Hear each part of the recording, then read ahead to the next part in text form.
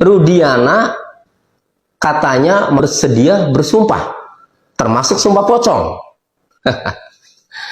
Aduh. Pak Rudiana ketika ditanya Pak Hotman Paris terkait apakah benar yang meninggal itu adalah anaknya Pak Rudiana, Muhammad Rizky Rudiana atau Eki. Kemudian dijawab oleh Rudiana bahwa benar dan berani bersumpah, ya, bahkan termasuk sumpah pocong. Saya menilai ini strategi Rudiana untuk meyakinkan publik sumpah pocong itu. Jadi kalau Rudiana mengatakan berani sumpah pocong, nanti kan publik menilai kan, wah ini sumpah pocong aja berani nih kan Rudiana. Jadi kemungkinan omongannya itu benar kan, bahwa yang meninggal itu adalah Eki. Nanti kan begitu penilaian masyarakat. Nah, cuma persoalannya benar mau sumpah pocong atau tidak Rudiana ini. Nah, ada dua pemikiran terhadap pernyataan Rudiana yang berani sumpah pocong.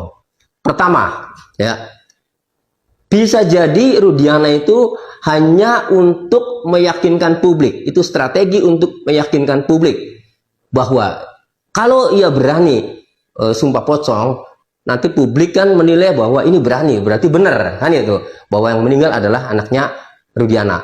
Nah, kedua, ya, bisa jadi Rudiana ini kalau nanti benar sumpah pocong, dia punya pemikiran, sudahlah, saya tidak yakin dengan dampak dari sumpah pocong. Ya sudah, sumpah pocong saja. Nah, tetapi hatinya tidak yakin mengenai dampak yang terjadi, sehingga ya berani sumpah pocong. Kemudian dia tidak yakin dengan dampaknya. Apapun dampaknya, ia tidak yakin. Ia tidak yakin, sehingga tidak akan terjadi apa-apa. Yang penting ya, dipenuhi bahwa saya sumpah pocong itu untuk menunjukkan ke publik bahwa saya ini benar omongannya, bahwa yang meninggal adalah Eki atau Muhammad Rizky Rudiana anaknya. Kan itu. Nah, jadi saya menilainya ada dua pemikiran seperti itu ya. Nah, secara hukum begini. Sekalipun Rudiana sumpah pocong, kemudian tidak terjadi apa-apa, tetap saja tidak akan mempengaruhi proses hukum. Karena proses hukum itu ya tidak mengenal sumpah pocong. Ya, jadi meskipun Rudiana mau, misalnya suatu hari Rudiana mau sumpah pocong, apalagi sudah ditantang tuh sama penasihat hukum Sakatatal, Bang Farhad Abbas. Artinya ia bersedia. Taruhlah dengan tantangan penasihat hukum Sakatatal, kemudian Rudiana mau sumpah pocong. Nah, tetap saja ya, walaupun Rudiana mau sumpah pocong, walaupun dalam jangka waktu tertentu, misalnya Rudiana tidak ada dampak dari sumpah pocong itu, tetap saja sumpah pocong Rudiana ini tidak akan mempengaruhi proses hukum. Itu.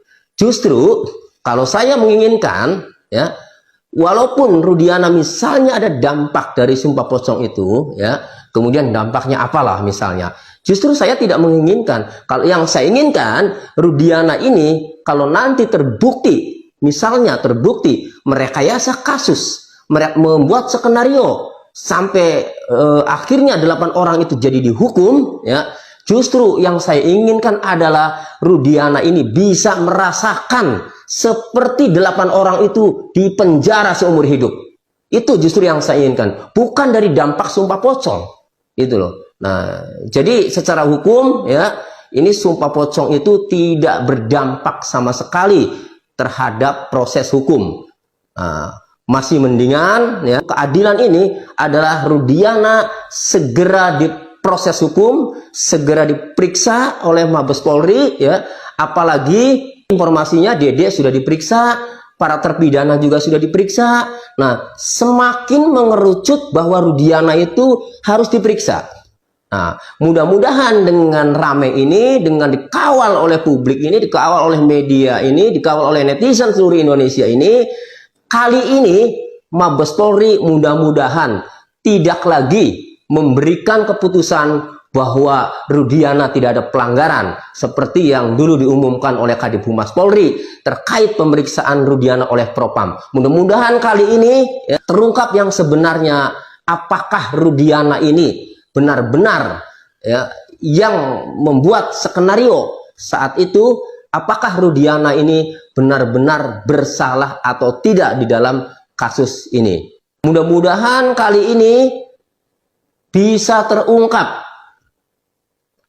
apa yang terjadi sebenarnya, apa yang dilakukan Rudiana, skenario apa yang dilakukan Rudiana, sehingga 8 orang itu dihukum.